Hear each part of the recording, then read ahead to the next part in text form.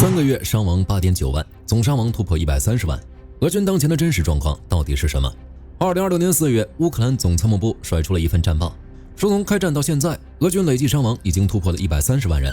这比很多中等国家的总人口还要多。美国智库 CSS 也跳出来补刀，这可是自2战以来单一主要大国在冲突中遭受的最高伤亡记录，没有之一。尽管伤亡严重，普京在公开场合还是气定神闲，表示俄军在前线依然维持着71万人的规模，甚至要在年底扩充到80万。那么这些兵到底是从哪儿冒出来的？俄罗斯到底还剩多少兵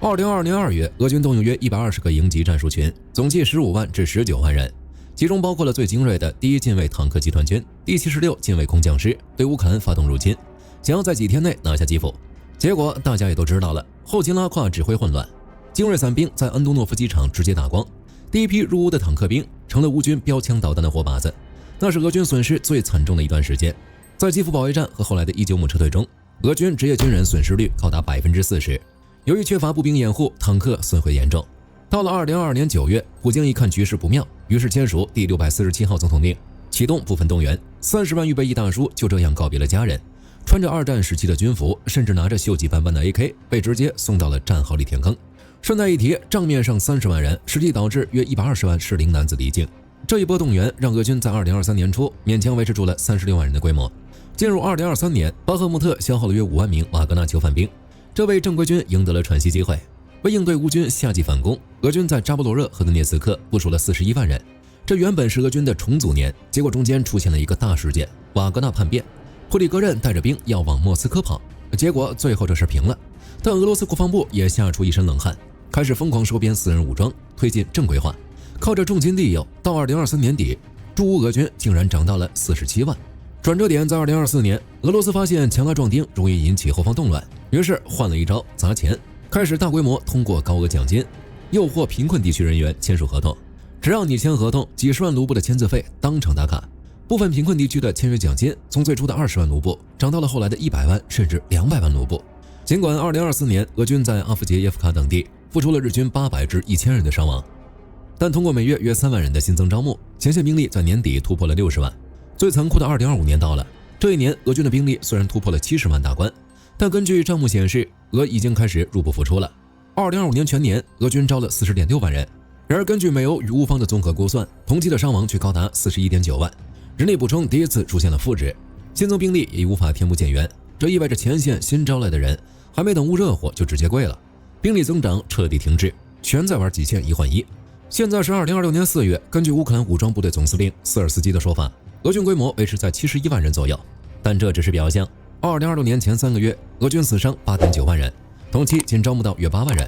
估计大家很好奇，为什么在2026年俄军的损失会突然加速？原因很简单，乌军的战力获得了大突破。最重要的一点就是无人机饱和攻击的点杀效应。进入2026年，乌克兰无人机系统部队实现了完全独立兵种化，乌军每月消耗约10万至15万架 FPV 无人机，这意味着每一名暴露在开阔地的俄军士兵都要面对2至3架自杀式无人机的攻击。在战术上，俄军不再依赖大口径火炮进行覆盖射击，而是利用 FPV 无人机集群对俄军补给线进行微型化封锁，导致俄军前线阵地在缺乏弹药和补给的情况下被成建制消灭。统计显示，2026年1季度8.9万名伤亡中，也有65%是由各类无人机造成的。这种全天候监视加及时打击，让俄军的步兵冲锋变成了纯粹的自杀行为。次要原因则是俄罗斯失败的春季攻势。为了在国际舆论压力下取得战果，俄军在2026年1月至3月发起了新一轮攻坚战。在特定的高强度战区，比如红军村，乌军与俄军战村比达1:27，这并非夸张，而是由于俄军采取摩托车突击对抗乌军无人机饱和监控网所导致的必然结果。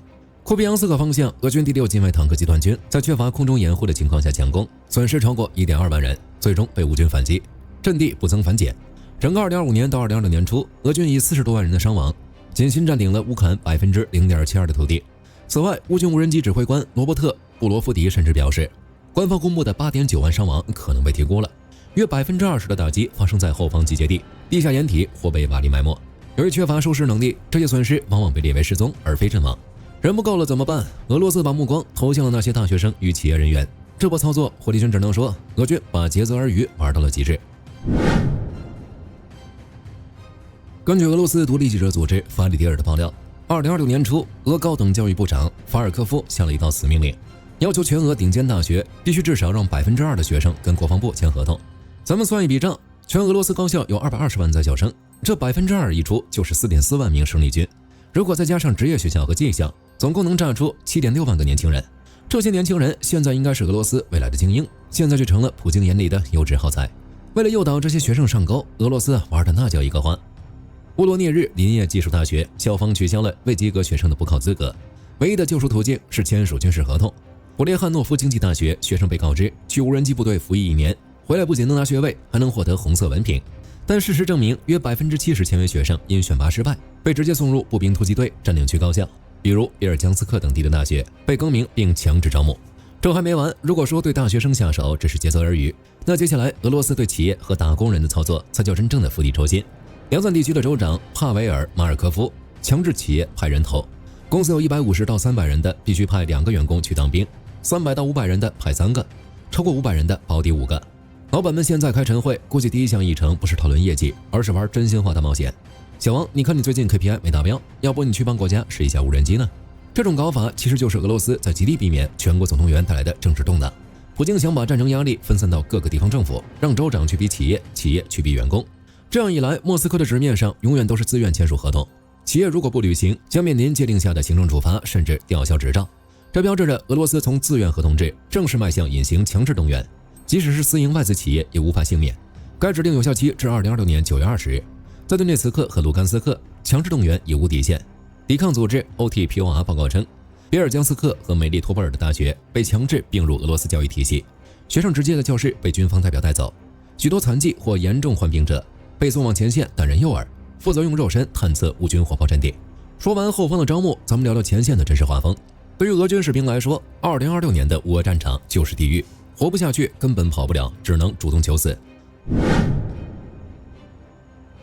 乌克兰国防部长费多罗夫最近爆了一段视频，画面极其惨烈。在顿涅茨克的废墟里，成群结队的乌军无人机围着俄军步兵转，结果很多俄兵在还没被击中的情况下，就直接把枪口对准了自己。原因也很简单，医疗后送系统的完全失效。俄军内部流传着一旦受重伤，回国也是残废且拿不到赔偿的情绪，叠加无人机24小时监控带来的压力，导致自杀率激增。这种战场自尽的比例在2026年3月达到了历史新高。俄罗斯的宣传一直告诉士兵，落入乌军手里生不如死，立即死去才是英雄。再加上前线撤离极其困难，重伤员基本就是等死。在这种极端的心理高压下，死亡反而成了一种解脱。火力军估计，俄罗斯现在的带兵方式完全没把士兵当成有血有肉的人，他们训练有限，补给有限，后路被切。前面是无人机的降位打击，背后是指挥官的独战队，这就是2026年俄军步兵的日常。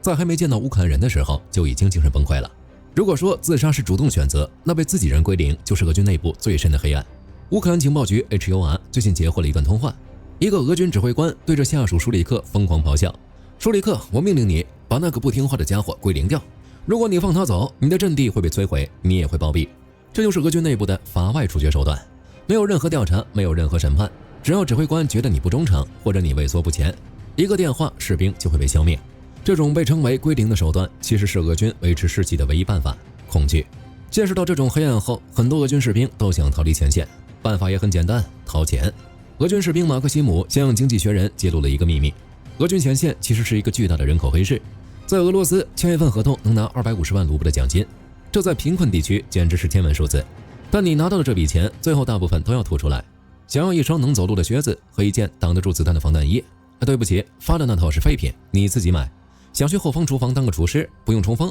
没问题，支付100万卢布可被调离突击岗位。想要休息，可以10万卢布换取短期病假，甚至说想提前退役回到俄罗斯也是可以的，只需要100万卢布，可通过医疗鉴定退役。马克西姆证实，他领取的250万卢布签约金，大部分都花在了购买基本的防弹衣以及贿赂军官上。在这种情况下，只有付不起钱的穷人、学生和动员兵被送往最危险的阵地。更绝的是，指挥官会直接没收新兵的银行卡和密码。如果士兵阵亡，他们不报死亡，而是报失踪。这样一来，阵亡士兵卡里的奖金和津贴，指挥官就能心安理得的全数体现。在这种系统性腐败下，士兵不是战友，而是指挥官发家致富的资产。当然，不仅是底层的耗材在损耗，俄罗斯的高层也连遭冲击。2026年3月底，一架An-26军用运输机在克里米亚突然坠毁，俄罗斯国防部起初说没被击中，只是失联，可能是技术故障，但 Telegram 频道间谍档案随后爆出了猛料。飞机上坐着的是大名鼎鼎的北方舰队联合航空军司令亚历山大·奥特罗申科，他是俄罗斯第14位阵亡的将军。这位将军可绝对不是一般人，他指挥过黑海舰队，管过防空军，是俄军海军航空兵的核心人物。结果呢，连同他在内的29名军官直接在克里米亚的空中化成了灰。现在的俄军正处于一种极度扭曲的平衡中，一边是每个月几万人的惨烈战损，一边是全国范围内百无禁忌的招募。普京2026年的扩军目标就是将俄军总员额扩充到240万人，其中驻乌俄军目标是冲向80万，但俄军现在的伤亡已经反超招募，实现难度不是一般的大。乌克兰现在的战术也很好，不跟俄罗斯争一城一地的得失，就用无人机，用远程打击，每天稳定消灭点俄军，这就是典型的放血疗法。当俄罗斯的财政撑不起高昂的签约金，当大学生和企业员工的怨气突破临界点，这个战局的拐点可能就不远了。战争打了4年，俄罗斯占领的领土仅增加了不到1%，却丢掉了超过130万人的未来。这种生意，俄罗斯恐怕真的做不下去了。相比较前线，俄罗斯后方的问题更大，烧钱的速度比大家想象的更夸张。最近，德国联邦情报局甩出了一份重磅报告，直接把克里姆林宫的财务遮羞布给扯了。报告里说，俄罗斯官方公布的那些军事预算，纯是用来糊弄老实人的童话故事，真实的战争开支比他们承认的高出了整整66%。按照俄罗斯官方的说法，2025年的军事预算也就占总支出的30%左右，听起来还算克制，对吧？但德国情报局 BND 冷笑一声，表示你们还是太年轻。俄罗斯官方报告的军事预算仅仅是冰山一角。BND 调查发现，俄罗斯玩了一手财务消失术，他们把大量的军事开支藏到了建设工程、IT 项目，甚至社会福利里。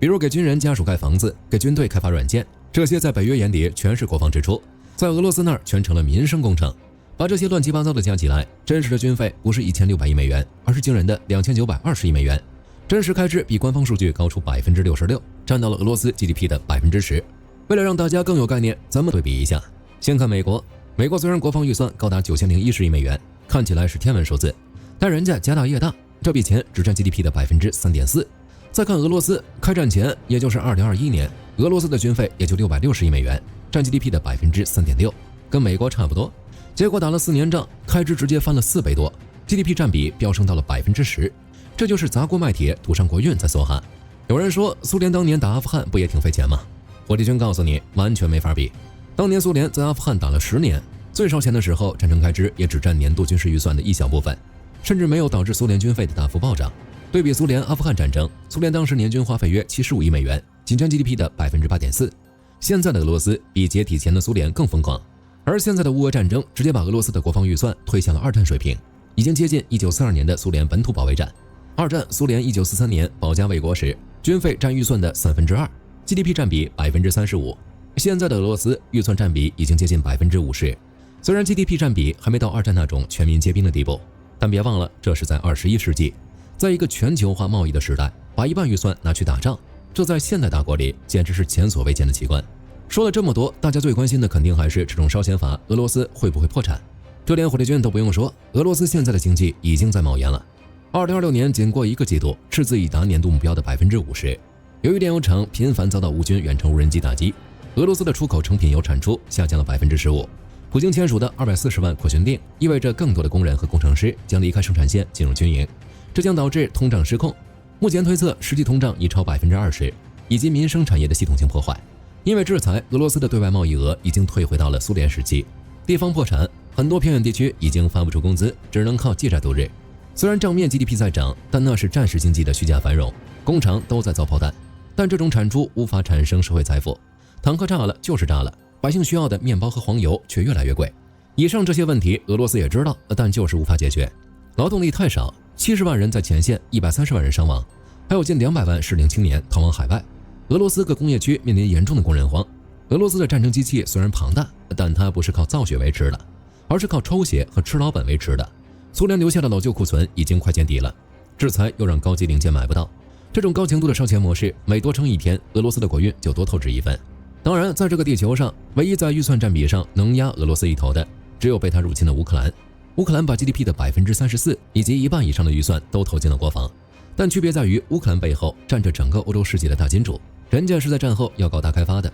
俄罗斯呢，它是在孤军奋战，越打越穷，越打越没朋友。总的来说，德国情报局这份报告其实是向世界发出了一个信号：俄罗斯现在的强硬是建立在极度扭曲的经济结构上的。当俄罗斯的石油收入再也填不满炮火的胃口，当俄罗斯的家庭再也忍受不了消失的面包，这个庞大的战争机器可能不需要外部机会，自己就会因为零件欠费而停摆。就火力军看来，现在的俄罗斯正处于一种不可逆的损耗状态，人力上开始收割大学生和企业骨干，这是在动摇国家的未来。经济上10%的 GDP 和50%的预算投入到消耗品中，这是典型的自杀式经济。好了，这期视频到这儿就结束了。各位觉得这种赌命式的军费开支，俄罗斯能撑过2026年吗？可以在评论区留下你的看法，大家一起讨论。最后别忘了点赞关注，我是火力军，下期见。好的，各位观众朋友们，